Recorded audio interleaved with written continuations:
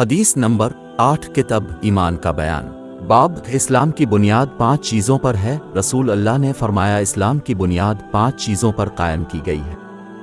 اول گواہی دینا کہ اللہ کے سوا کوئی معبود نہیں اور بے شک محمد اللہ کے سچے رسول ہیں، اور نماز قائم کرنا اور زکوٰۃ ادا کرنا اور حج کرنا اور رمضان کے روزے رکھنا۔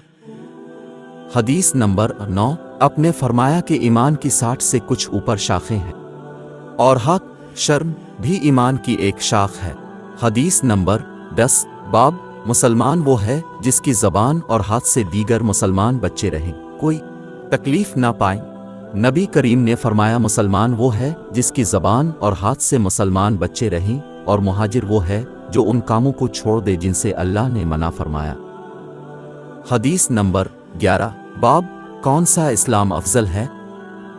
ابو موسیٰ کہتے ہیں کہ لوگوں نے پوچھا اے رسول اللہ، کون سا اسلام افضل ہے؟ تو نبی کریم نے فرمایا وہ جس کے ماننے والے مسلمانوں کی زبان اور ہاتھ سے سارے مسلمان سلامتی میں رہیں۔ حدیث نمبر 12 باب کھانا کھلانا بھوکے ناداروں کو بھی اسلام میں داخل ہے۔ عبداللہ بن عمرو بن عاص کہتے ہیں کہ ایک دن ایک آدمی نے نبی کریم سے پوچھا کہ کون سا اسلام بہتر ہے؟ فرمایا کہ تم کھانا کھلاؤ اور جس کو پہچانو اس کو بھی اور جس کو نہ پہچانو اس کو بھی، الغرض سب کو سلام کرو۔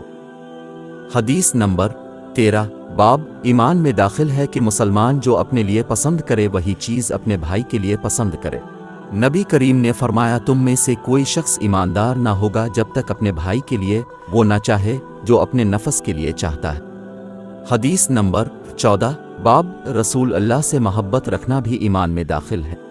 رسول اللہ نے فرمایا قسم ہے اس ذات کی جس کے ہاتھ میں میری جان ہے، تم میں سے کوئی بھی ایماندار نہ ہوگا جب تک میں اس کے والد اور اولاد سے بھی زیادہ اس کا محبوب نہ بن جاؤں۔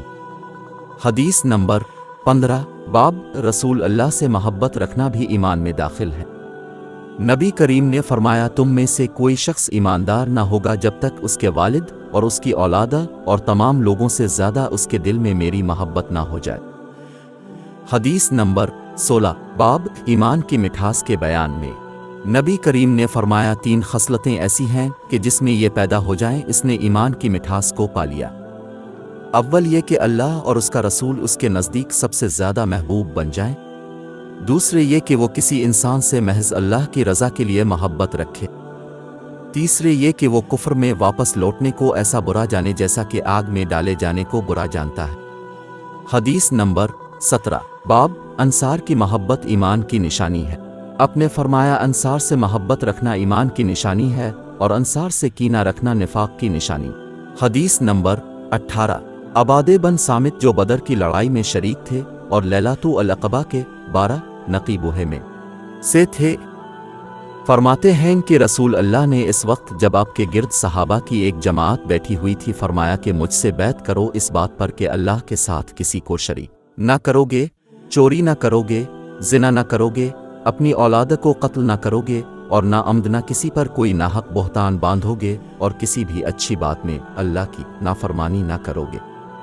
جو کوئی تم میں اس عہد کو پورا کرے گا تو اس کا ثواب اللہ کے ذمے ہے، اور جو کوئی ان بری باتوں میں سے کسی کا ارتکاب کرے اور اسے دنیا میں اسلامی قانون کے تحت سزا دے دی گئی تو یہ سزا اس کے گناہوں کے لیے بدلہ ہو جائے گی، اور جو کوئی ان میں سے کسی بات میں مبتلا ہو گیا اور اللہ نے اس کے گناہ کو چھپا لیا تو پھر اس کا معاملہ اللہ کے حوالہ ہے، اگر چاہے معاف کرے اور اگر چاہے سزا دی دے۔ عبادہ کہتے ہیں کہ پھر ہم سب نے ان سب باتوں پر اب سے بیعت کر لی۔